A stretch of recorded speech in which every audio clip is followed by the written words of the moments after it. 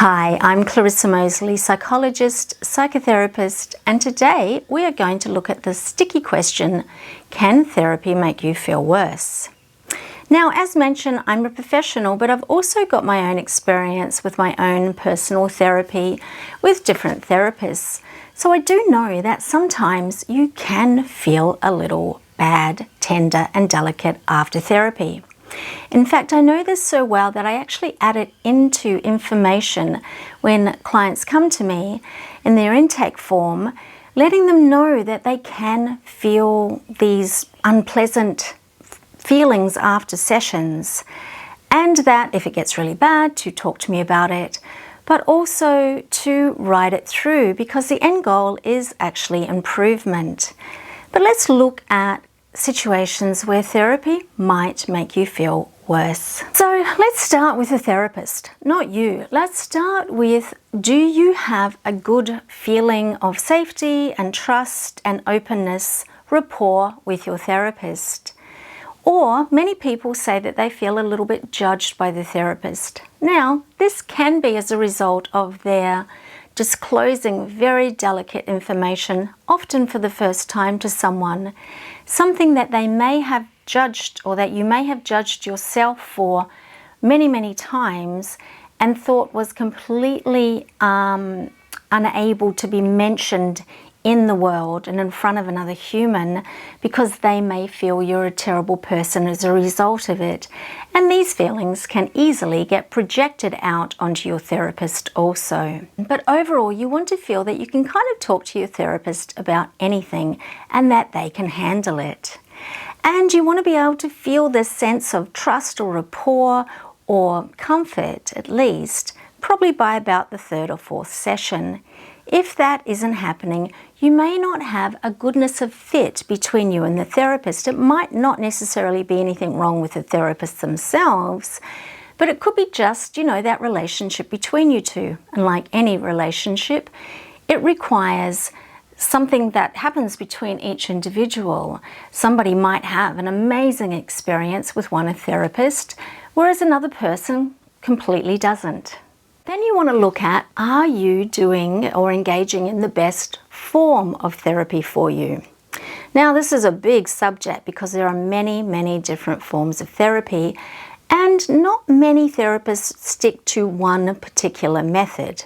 However, in Australia, for example, most psychologists are trained with cognitive behaviour therapy, which is trialed and tested and has been proven to have good results for many people. It works by looking at dysfunctional thoughts and thought patterns that create negative feelings. And that's in a very small nutshell. Obviously, I can't explain a whole therapy in one sentence.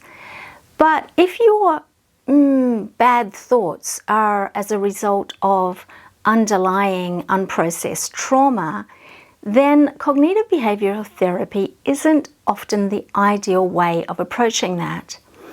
Unfortunately, trauma therapy is quite specific, and not all therapists are trained in managing trauma, but so many people have it.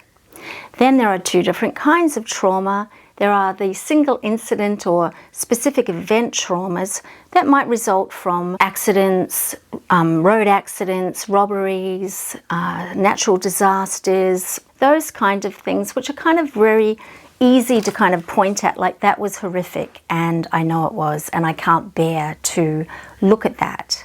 And I know that it causes me problems or flashbacks or something. Abuse and assault would fall into these categories.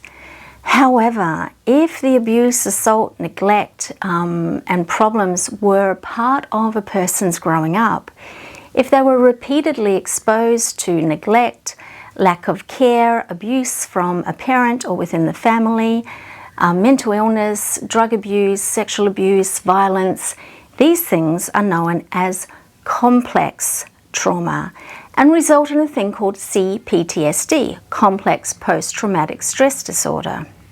This is not as easy as honing in on one specific incident, because there are many, many, many different incidents of this happening, and they're often disassociated from in the person's current life. Like they just go, okay, well, I had a really horrible childhood and I don't want to, deal with that right now, but it can be the underlying fuel for a lot of I don't want to call them dysfunctional, because how do you know how to be functional when you've grown up in an environment that has been punitive and lacking in love and care and support?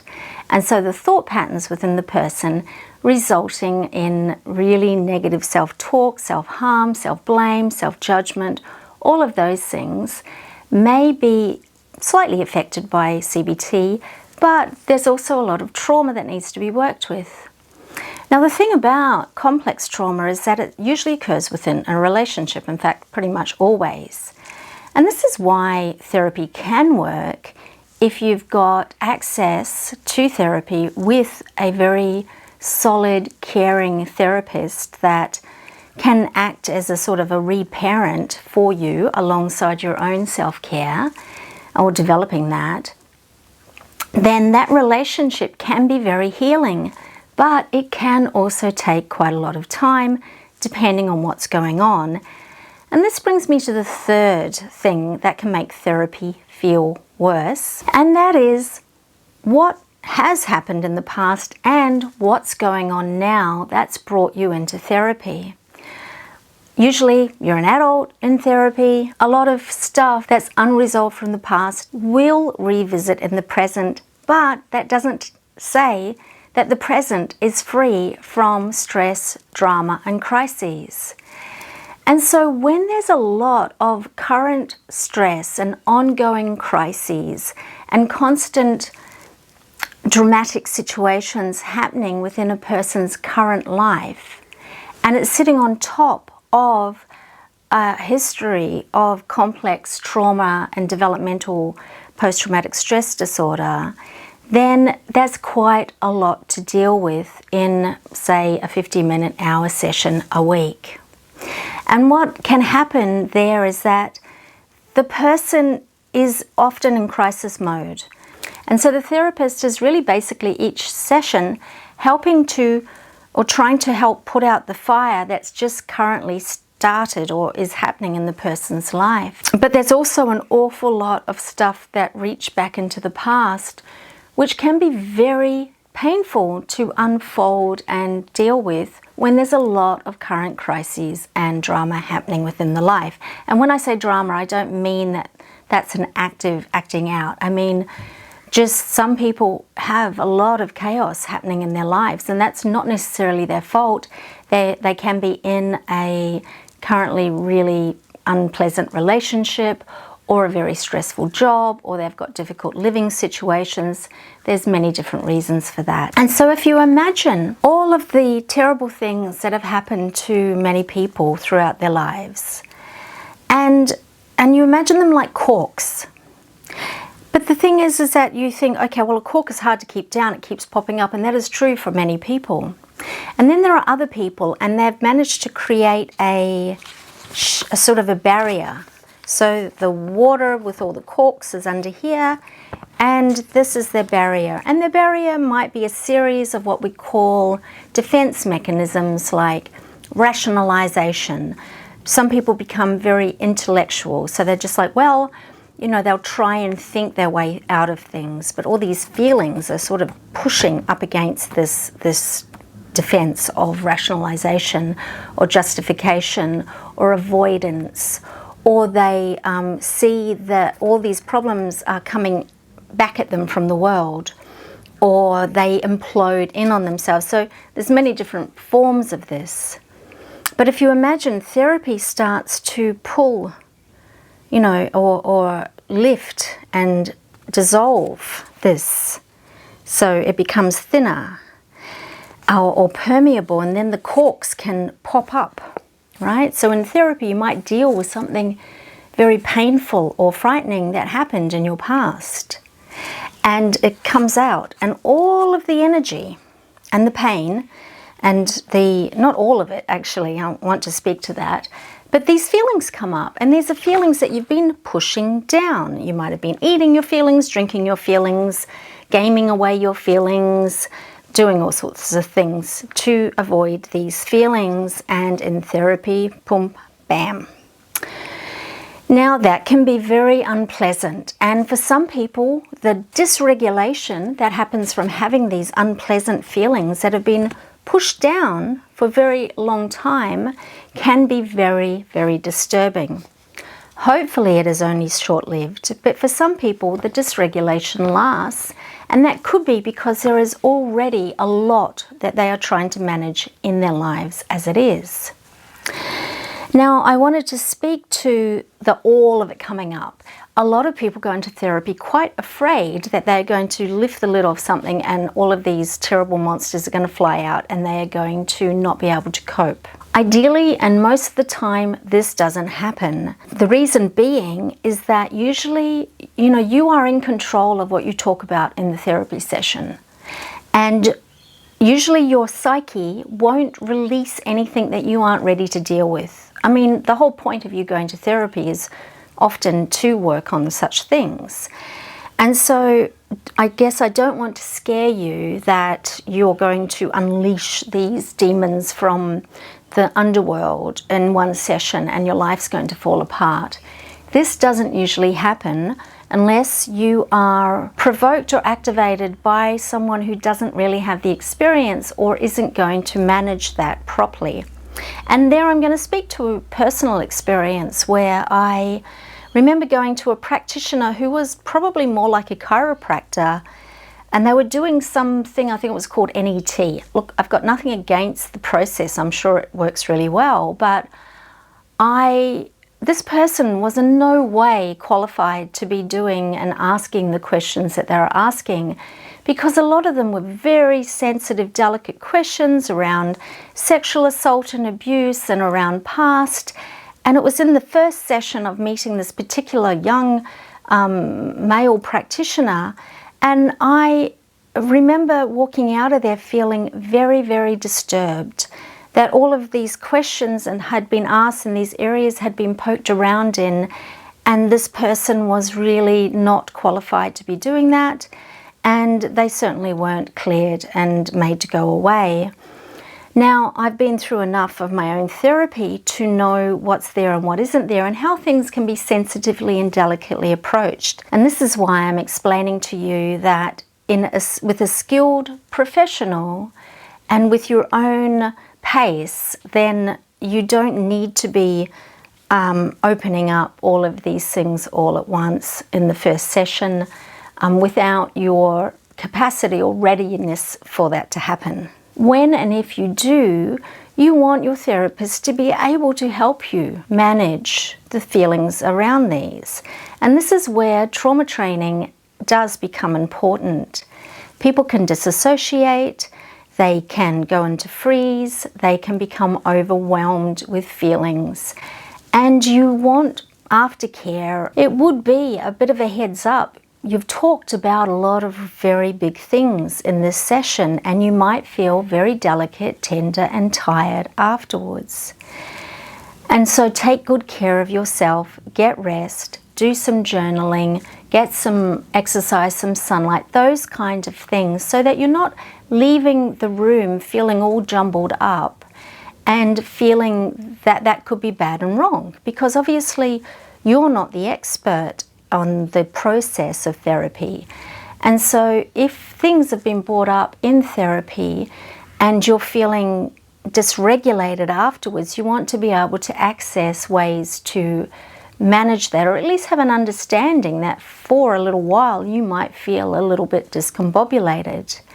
And that's a matter of degree as well. So overall, we've got to look at therapy as progressing through a pathway that many recovery or getting back into shape systems would have.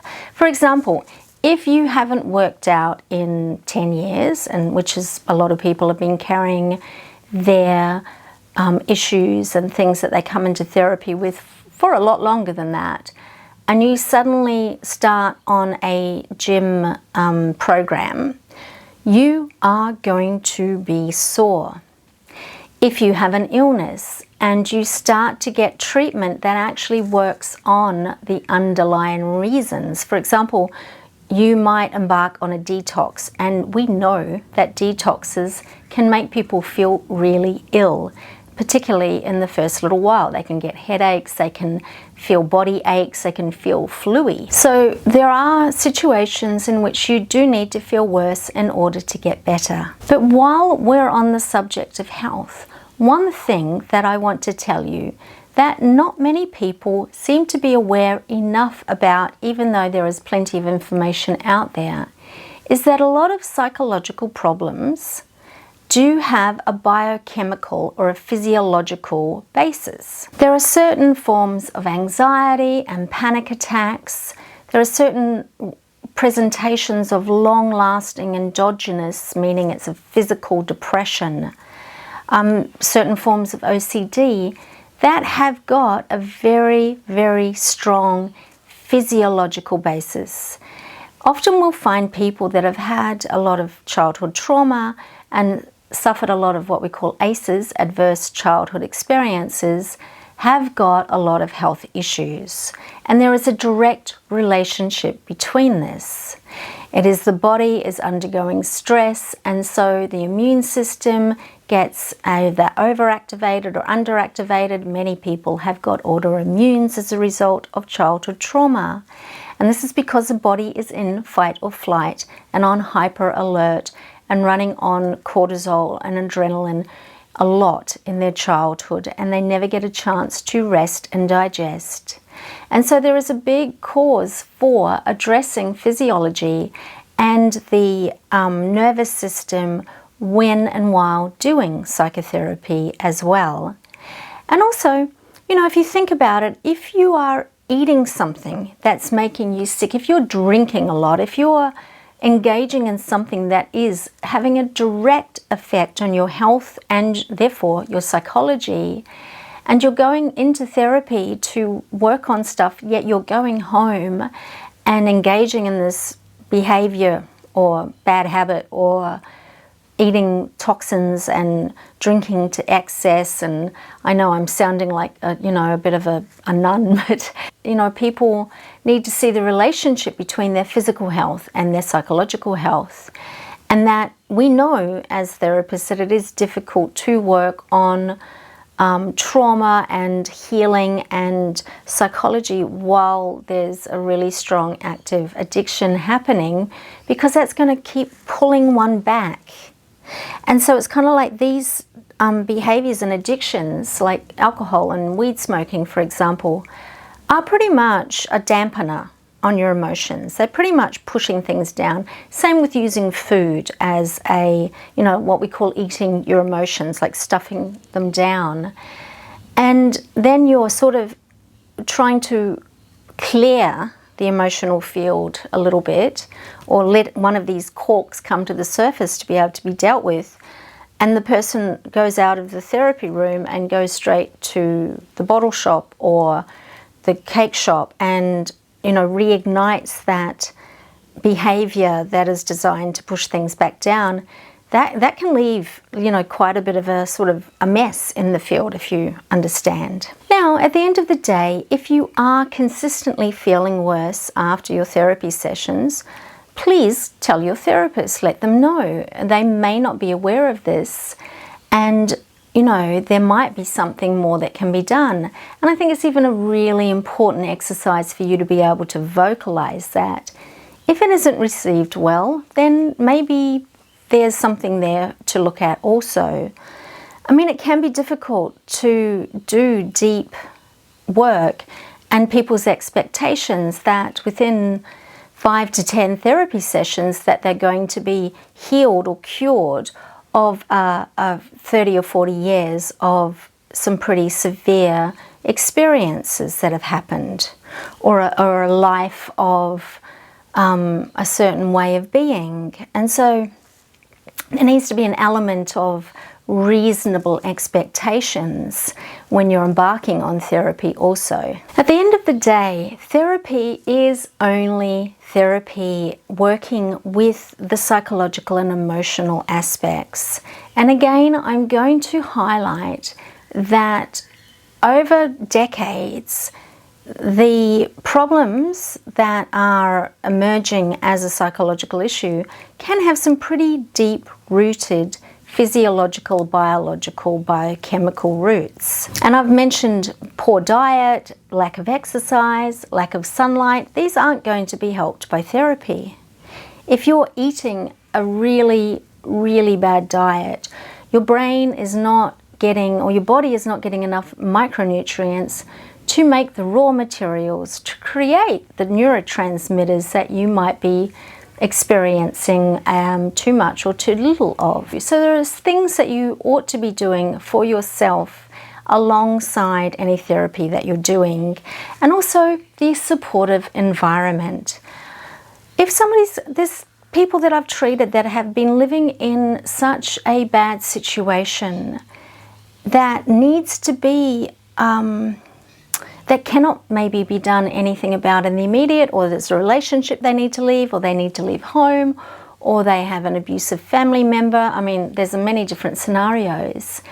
And so that's when therapy can also feel worse, is because they are talking about something that they cannot escape. And that can lead to feelings of helplessness. And so just be aware of what the variables are in your life, and how ripe and ready you are for healing, or is it crisis control? Do you have the space and the support that if you were to initiate change, that would be okay with the people around you? Would they be supportive, or would they do everything in their power to keep you right where you are? These are things that are way beyond the therapist's control ultimately. So I hope this has helped shed some light on some of the reasons why therapy might make you feel worse initially or ongoingly. And if this has been helpful for you, please hit the like button. If you'd like to hear more, I'm going to make some more videos on that nutritional aspect of psychology, then please hit subscribe. And I hope that you have a beautiful day and a great healing path moving forward.